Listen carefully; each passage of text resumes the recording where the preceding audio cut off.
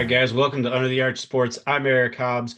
Right now, I'm to talk about Stephen Hall, a corner who transferred out of Washington State to Mizzou. Before we begin, please, guys, go ahead and subscribe to our YouTube channel. Find us on Facebook, Instagram, X, and Spotify. Like, follow, subscribe, all that stuff. All right, Stephen Hall here, a corner, 6 foot, 199 pounds, right at 200, whatever. Washington State transfer originally from Memphis. He is a three-star transfer pretty much universally. On three had him as, oh, I forget, number 23, 25, right around there in terms of their corner rankings. But by the time he announced for Missouri, he he was one of the top guys left. So think of that what you will. This late in the game, as far as the portal goes, it's a very good get.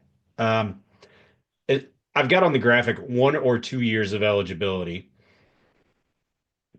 Should be one, but there's a little bit of uncertainty with that because he began his career at the JUCO level in Mississippi. And with this recent injunction and everything going on with Diego Pavia to get an additional year, there's some uncertainty there.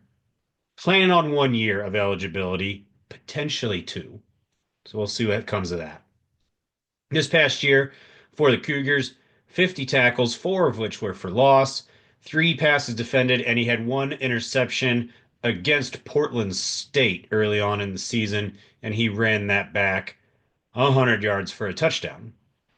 He caught it, and it was a terrible pass, and he just basically just ran a straight line 100 meters, 100 yards for a touchdown. Hall is the rare guy that coming out of the portal, we have a lot of information of who else was pursuing him. Ole Miss and Florida were two that were heavily pursuing him because Florida is still building and Ole Miss pursues absolutely every single person in the transfer portal.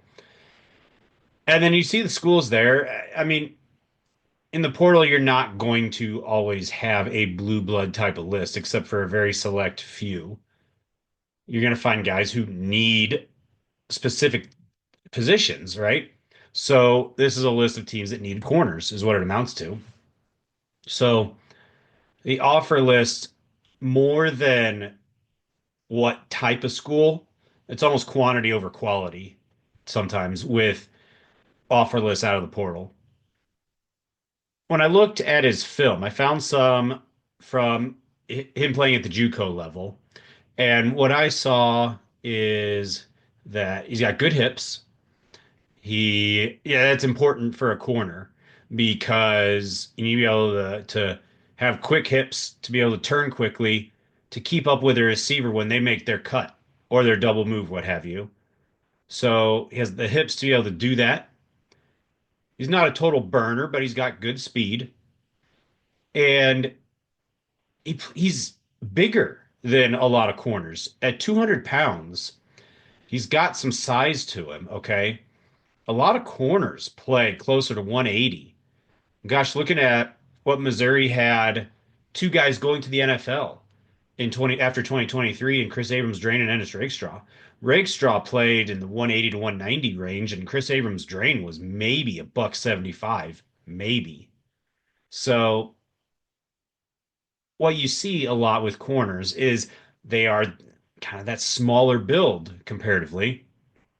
And when it comes to tackling, well, they're the smaller guy, so kind of man on man, they're going to lose a lot of those battles.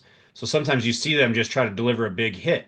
You saw Toriano Pride do that in the Music City Bowl against Iowa. Dude bounced right off it and went for however many more yards. I don't remember.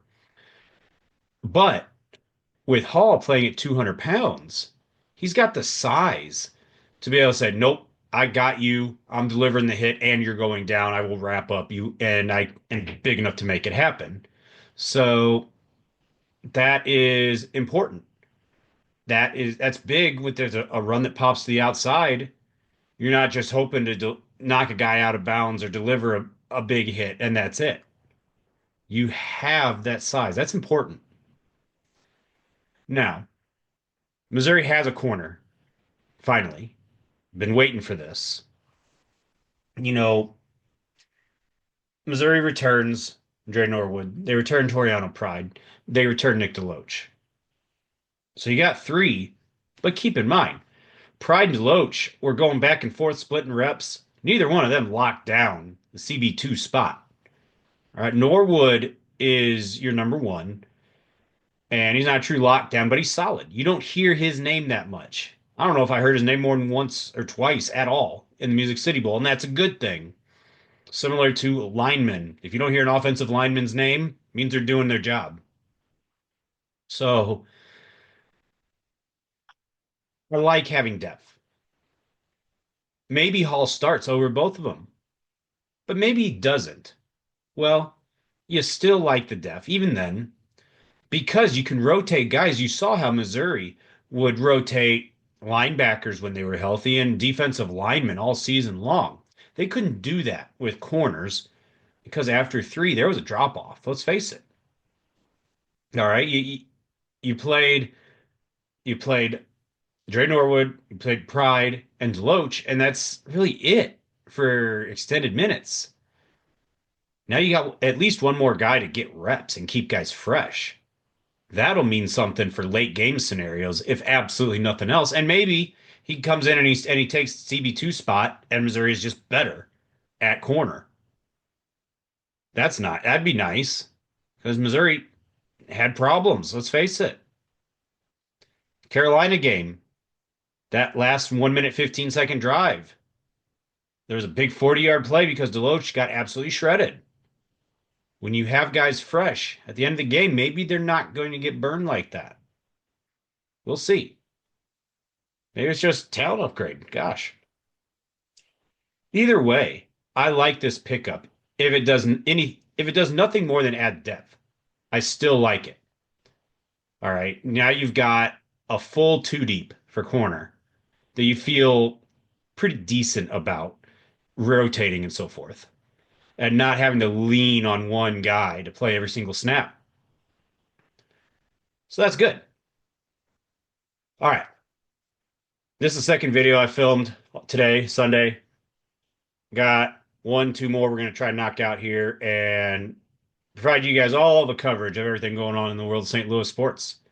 Until next time, thank you for watching.